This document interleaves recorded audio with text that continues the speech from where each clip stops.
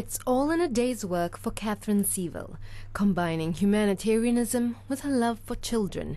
She's passionate about her job as Sponsor Relations Manager for ChildFund New Zealand, where her team looks after current and new sponsors for children in third world countries. And I'd always wanted to do something that was going to make a difference and help others, so when this role was advertised, it seemed to be the perfect fit for me. And I'd always liked children and always had a fondness for them, so this role marries those two things very well. And the job takes Katherine to meet those very children she's so committed to helping.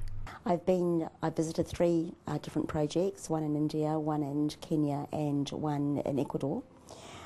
Most recently I visited India and Kenya. Particularly Kenya was the one that I spent most time in, and that was because it is a New Zealand dedicated project for ChildFund New Zealand, which means that only New Zealanders sponsor in that project. So my role there was to go around and spend time talking to children and talking to parents about their experiences of poverty. So what's life like in those places for children with some sort of disability? Life in a developing country for children with disabilities is really tough. 80% of the world's population who have a disability live in a developing country. The root cause of that really is poverty. It's things like unsafe birth practices, low birth weight, that kind of thing. And also the parents simply don't have the capabilities to be able to take care of them due to lack of resources, due to lack of aids and appliances like hearing aids, wheelchairs, canes, all of those things that we take for granted here in New Zealand. A lot of these children are actually being carried to school on their parents' backs, and of course then there's the added thing on top of the stigma that families with children who have a disability face. The family has been cursed because the child has a disability, so the family is often ostracised from the rest of their community, which is very disabling in itself.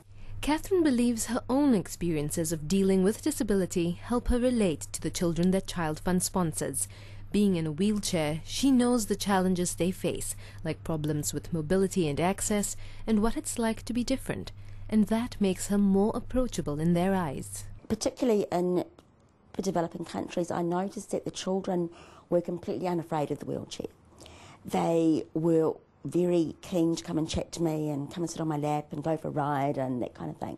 Whereas in New Zealand, children tend to be shyer and will stand and stare, whereas these children didn't. And I wonder whether I was able to relate to them so well because they saw me as also being challenged.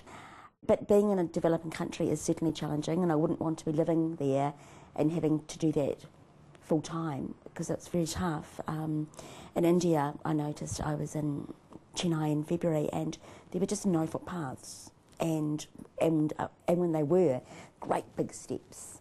So the access was a major problem.